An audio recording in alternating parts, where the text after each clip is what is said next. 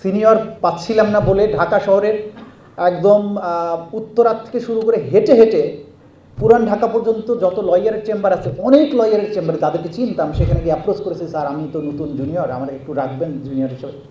কেউ রাখে নাই আমাকে। তো খুব কষ্ট পাচ্ছি, সিনিয়র নাই। তখন আমি অনেক শুকনা মানুষ, চামড়ার রঙও কালো, কোনো চেম্বারে যাই ইমপ্রেসিভ চেহারা না, পাত্তাই দেয় না। দুপুরবেলা লাঞ্চ করার টাকা থাকতো না অধিকাংশ দিন। এইটা এমদাদ সাহেব বুঝতেন। খাবারের সময় হলে দুপুরে আসেন তো একটু যাই ঘুরে আসি, ক্যান্টিন ছিল একটা, জোর করে নিয়েই বলেন একটু খেয়ে নিই চলেন। উনি বুঝতে দিত না যে আমার টাকা নেই, এটা উনি বুঝেন, এটা উনি আমাকে বুঝতে দিতেন না। কিন্তু আমি যাতে না খেয়ে না থাকি সেটার জন্য ওনার একটা আলাদা সহানুভূতি ছিল, সেটা করতেন। প্রফেশনে এইরকম ইন্সপিরেশনের দরকার হয়। আজকে জাস্টিস এমদাদ সাহেব অ্যাপ্লাইড ডিভিশন পর্যন্ত আছেন, কিন্তু জুনিয়রদের প্রতি ওনার যে দৃষ্টিভঙ্গিটা ছিল এটা প্রত্যেকের জন্য শিক্ষণীয়। আপনারাও চেষ্টা করবেন আপনাদের পরবর্তীতে যারা আসবে তাদের জন্য এরকম একটা স্পেস তৈরি করে দেয়া, যাতে আপনাদের ছোট ভাইয়েরা জুনিয়ররা তারা যেন এরকম একটা স্পেস পায়। ওই দিন জাস্টিস এস এম এমদাদ সাহেব ওই সুযোগটা না দিলে হয়তোবা আজকে তাজুল ইসলাম আমি হতে পারতাম না। এটা বাস্তবতা। লয়ার হওয়ার জন্যে আমি অনেকটা উদাহরণ দিয়ে বলবো যে আমি যে জিনিসটার মধ্য দিয়ে এসেছি সেখান থেকে আপনাদের জন্য যে অভিজ্ঞতাগুলো কাজে লাগবে সেই বিষয়গুলো আপনাদের সামনে প্লেস করার চেষ্টা করব। আইনজীবী হওয়ার জন্যে প্রথমেই যে জিনিসটা দরকার সেটা হচ্ছে স্ট্রং ডিটারমিনেশন।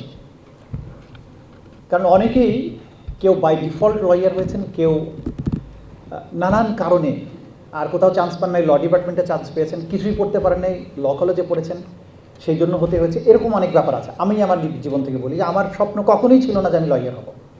আমি ওই রকম সবার মতো বাংলাদেশের মধ্যবিত্ত পরিবারের সবাই যে স্বপ্ন দেখে ডাক্তার হবে, ইঞ্জিনিয়ার হবে, এগুলোর বাইরে যেন কিছু ভাবাই যেত না। তো এরকম ভাবি, যখন ভর্তি পরীক্ষার সময় আসলে দেখা গেলো যে কোনো ডিপার্টমেন্টেই আমার ভালো মতো চান্স হয় না, শুধু ল ডিপার্টমেন্টে চান্স পেয়েছি। তো এখন অনিচ্ছা সত্ত্বেও ভর্তি হয়ে গেছি। ল পড়ি, কিন্তু মনে হয় যে ল পড়লেই কি, আমি তো আর লয়ার হচ্ছি না, একটা কিছু তো হব, অন্য কিছু হব। অনার্স শেষ হয়ে গেল, এনরোলমেন্টের পরীক্ষা দিচ্ছে, সবাই বলে যে এনরোলমেন্টের জন্য ফর্ম ফিল আপ করো। আমি বলছি কেন, আমি তো উকিল হবই না, হতেই চাই না। বলে হয়ে থাকলে ক্ষতি কি, সবাই তো হবে একসময়। পরীক্ষা দিলাম বার কাউন্সিলে, লয়ার হয়ে গেলাম। তখনও মাস্টার্স শেষ হয়নি, মাস্টার্স হলো 1 বছর হয়ে গেল, ওইদিকে লয়ার হয়ে গেলাম।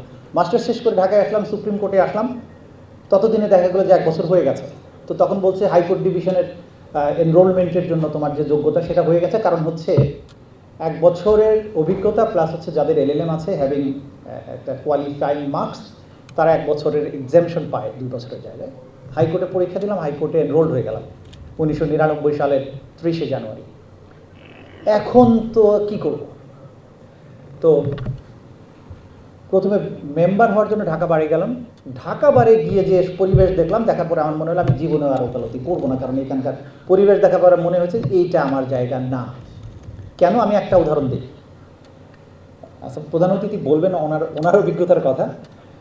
সেটা হচ্ছে যে আমি একজন লয়ারের চেম্বারে গেলাম, একটা বড় লম্বা রুম, সেখানে 3 জন আইনজীবী বসেন।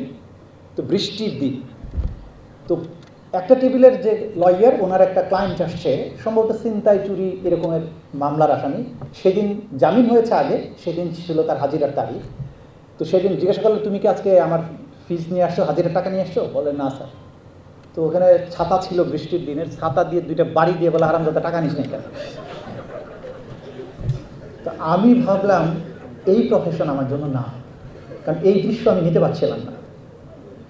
তো এরপরে চলে আসলাম সুপ্রিম কোর্টে এসে, এখন অ্যাপেলেট ডিভিশনের যিনি বিচারপতি এস এম এমদাদুল হক সাহেব, উনি তখন ওনার সিনিয়র ব্যারিস্টার কাজী শাহাদাত সাহেবের চেম্বারে বসেন।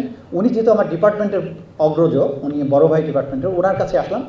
তো উনি বললো যে আমার সাথে থাকেন। তো এইখানে হাইকোর্টে আসি, কোর্টরুমে যাই, তখন জাস্টিস মুস্তফা, সম্ভবত ATM আফজাল সাহেব তখন প্রধান বিচারপতি, জাস্টিস মুস্তফা কামাল তখন সিনিয়রিটির দিক থেকে সেকেন্ড। তো সেই সময়ে হাইকোর্ট ডিভিশনের একটাই বিল্ডিং, তখন অ্যানেক্স বিল্ডিং হয়নি। তো এই কোর্ট রুমগুলোতে তখন AC ছিল না, জানালাগুলো খোলা থাকতো, ফ্যান চলতো। আমরা বারান্দা দিয়ে হাঁটতাম, যখন খুব আস্তে আস্তে পা টিপে টিপে হাঁটতাম যে শব্দ যেন ভেতরের দিকে না যায়। সেখানে দেখতাম যে ডক্টর কামাল হোসেন আর্গুমেন্ট করছেন, খন্দকার মাহবুবুদ্দিন আহমদ সাহেব আর্গুমেন্ট করছেন, সৈয়দ ইশতিয়াক সাহেব আর্গুমেন্ট করছেন, টিএইচ খান স্যার আর্গুমেন্ট করছেন, রফিকুল হক সাহেব আর্গুমেন্ট করছেন। এত চমৎকার পরিবেশ, পিন ড্রপ সাইলেন্স। একজন যখন কথা বলে উনি বইয়ের একটার পর একটা বই রেফার করছেন, আর্গুমেন্ট করছেন। একজন যখন আর্গুমেন্ট করছে তখন মনে হচ্ছে যে ওই পক্ষে তো আর কিছুই বলার নাই, এ তো শেষ। তো ওনার বলা শেষ, বসে যাচ্ছে। আদার সাইডে যখন পাল্টা আর্গুমেন্ট করছে তখন মনে হচ্ছে আরে আগের জন কী বললো, এটা তো কিছুই না, এখন তো ওনার আর্গুমেন্টই সবচেয়ে শক্তিশালী। এই জিনিসটা দেখার পরে আমার মনে হলো যে না, ওকালতি বোধহয় করা যায়, এই জায়গাটা ভালো। আমি ব্যারিস্টার রাজ্জাক সাহেবকে জিজ্ঞাসা করলাম, উনি কখনো ফর্মালি ওনার চেম্বারে যোগ দেওয়ার সুযোগ আমার হয়নি, সেটা আরেক গল্প। সিনিয়র পাচ্ছিলাম না বলে ঢাকা শহরের একদম উত্তরার থেকে শুরু করে হেঁটে হেঁটে পুরান ঢাকা পর্যন্ত যত লয়ারের চেম্বার আছে, অনেক লয়ারের চেম্বারে তাদেরকে চিনতাম, সেখানে গিয়ে অ্যাপ্রোচ করেছি, স্যার আমি তো নতুন জুনিয়র, আমার একটু রাখবেন জুনিয়র হিসেবে। কেউ রাখে নাই আমাকে, ইনক্লুডিং ব্যারিস্টার রাজ্জাক। উনি বললো আমার চেম্বারে জায়গা নেই, লিপু ভাইরা তখন চেম্বারের জুনিয়র, আমার চেম্বারে জায়গা নেই, তুমি দেখো কি করা যায় অন্য কোথাও। তো খুব কষ্ট পাচ্ছি, সিনিয়র নাই। তখন আমি অনেক শুকনা মানুষ, চামড়ার রঙও কালো, কোনো চেম্বারে যাই ইমপ্রেসিভ চেহারা না, পাত্তাই দেয় না। তো কী করবো, তখন আমাদের জাস্টিস এমদাদ সাহেব বললো, আরে কী আছে, আমরা আছি, দেখা যাক, আমার এখানে বসতে থাকে। শুরু হলো। আচ্ছা, যেটা ইন্সপিরেশনের জায়গাটা, তা তখন এই বেলাতে কি হলো, আমি মাস্টার্স পাস করে চলে আসছি, সুপ্রিম কোর্টে উকিল হয়ে গেছি। বাবা বলছে তুমি তো উকিল হয়ে গেছে, এখন তোমার খরচ তুমি চালাও। আর এদিকে প্রফেশন, আমার সিনিয়রও নাই, আমি তো আর আমাকে তো মামলা দেওয়ারও কোনো কারণ নাই তখন। ওই শুরুতে দুপুরবেলা লাঞ্চ করার টাকা থাকতো না অধিকাংশ দিন, এইটা এমদাদ সাহেব বুঝতেন। খাবারের সময় হলে দুপুরে আসেন তো একটু যাই ঘুরে আসি, ক্যান্টিন ছিল একটা, জোর করে নিয়েই বলেন একটু খেয়ে নিই চলেন। উনি বুঝতে দিত না যে আমার টাকা নেই, এটা উনি বুঝেন, এটা উনি আমাকে বুঝতে দিতেন না। কিন্তু আমি যাতে না খেয়ে না থাকি সেটার জন্য ওনার একটা আলাদা সহানুভূতি ছিল, সেটা করতেন। প্রফেশনে এইরকম ইন্সপিরেশনের দরকার হয়। আজকে জাস্টিস এমদাদ সাহেব অ্যাপ্লাইড ডিভিশন পর্যন্ত আছেন, কিন্তু জুনিয়রদের প্রতি ওনার যে দৃষ্টিভঙ্গিটা ছিল এটা প্রত্যেকের জন্য শিক্ষণীয়। আপনারাও চেষ্টা করবেন আপনাদের পরবর্তীতে যারা আসবে তাদের জন্য এরকম একটা স্পেস তৈরি করে দেয়া, যাতে আপনাদের ছোট ভাইয়েরা জুনিয়ররা তারা যেন এরকম একটা স্পেস পায়। ওই দিন জাস্টিস এস এম এমদাদ সাহেব ওই সুযোগটা না দিলে হয়তোবা আজকে তাজুল ইসলাম আমি হতে পারতাম না, এটা বাস্তবতা। তাহলে এই যে ডিটারমিনেশন, কিন্তু একবারও আমার কিন্তু মনে হয়নি যে আমার এই প্রফেশন ছেড়ে চলে যাওয়া উচিত। আমি কখনো কোনো চাকরির ইন্টারভিউ দিইনি, বিসিএসও করার চেষ্টা করি। জুডিশিয়ারির জন্য আমার ব্যাচের ল ডিপার্টমেন্টে সেই সময় 130 জন ছাত্র ভর্তি হয়েছিল, যদিও কোটা ছিল 100 জন, কিন্তু ওই সময় নানান কারণে 130 জন ভর্তি হয়েছিল আমার বন্ধুরা, এবং তাদের মধ্যে 76 জন আমার জানা মতে তারা বিচার বিভাগীয় অফিসার, অর্থাৎ কেউ এখন একজন আছেন হাইকোর্ট বিভাগের বিচারপতি, বাকিরা হয়তো ডিস্ট্রিক্ট জাজ, নারী ও শিশু নির্যাতন দমন ট্রাইব্যুনালের জাজ বা বিচার বিভাগীয় পদে আছেন।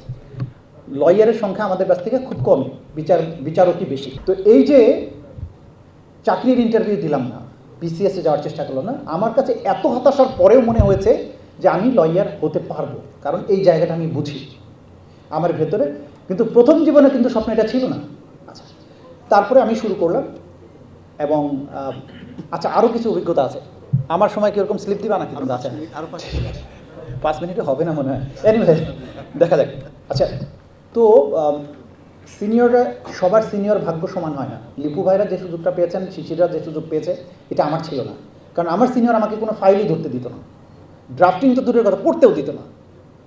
কী করতো যে কোর্ট রুমে গিয়ে ফাইলটা রেখে বলতো যে 5 মিনিট পরে ওনার ধৈর্য ছিল না কোর্টে বসে থাকার, বলতো যে তুমি একটু বসো, আমি ঘুরে আসি, যদি কাছাকাছি আসে আমার ডাক দিও।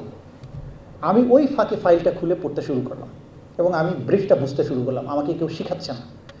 দেখা গেল যখন মামলার আইটেম ডাকছে বা কাছাকাছি আসছে, আমি দৌড়ে যাচ্ছি, দেখি সিনিয়র আশেপাশে কোথাও নাই। তো দেখে ফেলছে, আমি তখন দাঁড়িয়ে বললাম যে on behalf of my learning senior, আমি I am praying for time or passover. Court বলছে নো, কোনো টাইম হবে না, আপনি বলেন কী আছে ফাইলে। সৌভাগ্যক্রমে ফাইলটা আমি পড়ে ফেলেছি। তা আমি বললাম যে এখানে এই আছে। ওকে, যদি বেইলের ব্যাপার, ইয়াস বেইল টেল নিয়ে আমি বেরোচ্ছি, দেখি সিনিয়র দৌড়াতে দৌড়াতে আসছি, কী হলো কী হলো। আমি স্যার আপনার জন্য টাইম চাইছিলাম, দেয়নি, তো বলছে তুমি বলো, আমি বলছি, বেল দিয়ে দিছে। ও আচ্ছা ঠিক আছে। এরকম অনেক মামলাতে এই করতে করতে একসময় দেখা গেলো যে না, আমি তো মুভ করতে পারছি। এইভাবে এক্সপোজার হচ্ছে যখন, তখন 2-1 ক্লায়েন্টও আসছে, এইভাবে আমি লয়ার হচ্ছে। যাই হোক, ওই পর্বটা ভিন্ন কথা। তাহলে বিষয় হচ্ছে যদি আপনি জানার টার্গেট থাকে, সিনিয়ররা শেখানো ছাড়াও আপনার স্ট্রং ডিটারমিনেশনের কারণে আপনি কিন্তু শিখবেন। তো একজন আইনজীবী হওয়ার কয়েকটা ডাইমেনশন আছে, কয়েকটা মৌলিক কাজ আছে। প্রথম কথা হচ্ছে স্ট্রং ডিটারমিনেশন, যেটা না থাকলে আপনি উকিল হতেই পারবেন না। আপনার মাথায় যদি সারাক্ষণ আরে এটা কষ্ট, আমি চাকরিতে যাই, আবার চাকরিতে গিয়ে ব্যাংকার হই অথবা ল অফিসার হই, দিস অ্যান্ড দ্যাট। লয়ার হওয়ার জন্য এই কঠিন ডিসিশনটা লাগবে যে প্রথমে 1-2 বছর এরকম চ্যালেঞ্জ হবে, লাঞ্চ করার টাকা থাকবে না, বাট আমি লয়ার হব, এইটার থাকবে ফার্স্ট। সেকেন্ড হচ্ছে নলেজ। নলেজ মানে এই নয় যে আইনের সকল ধারা উপধারা আপনি মুখস্থ রাখবেন। নলেজ মানে হচ্ছে এটা যে আপনি জানবেন আইনটা কোথায় আছে, যে ম্যাটারটা নিয়ে আপনি ডিল করছেন সেইটার সাথে রিলেটেড কতগুলো ল আছে এবং কোথায় এই মামলার বিষয়বস্তু সম্পর্কে প্রতিকারের কথাটা বলা আছে, সেই সম্পর্কে আপনার ধারণা থাকতে হবে। তারপরে হচ্ছে প্রেজেন্টেশনের আর্ট। আপনি ধরেন অনেক পড়াশোনা করে গেলেন, দুনিয়ার কথা আপনার মাথায় আসছে, জজ সাহেবকে সব বলবেন, সব যদি বলতে হয় দেখা গেলো যে 2 ঘন্টা লাগবে। এখন একটা মামলা যখন মোশন হিয়ারিং করতে যাচ্ছেন, জজ সাহেব তো আপনাকে 1 মিনিট 2 মিনিটের বেশি দেবে না। আপনি তো দুনিয়ার কথা বলছেন, কিন্তু জজ সাহেব কি শুনতে চাচ্ছেন সেইটা আপনি বলতে পারছেন না। আপনাকে বুঝতে হবে যে বিচারক আমার কাছ থেকে কোন পয়েন্টটা জানতে চান, কি বিষয়ে ক্লিয়ার হতে চান। জাজেসদের মাইন্ডটা রিড করার ক্ষমতা আপনাকে থাকতে হবে, নইলে আপনি বিটিং অ্যারাউন্ড দ্য বুশ সারাদিন লেকচার দিবেন, সে দিন শেষে মামলা জিতবেন এবং জজ সাহেবটা বিরক্ত হবে যে আমি বলি কি আর আপনি বলছেন কি।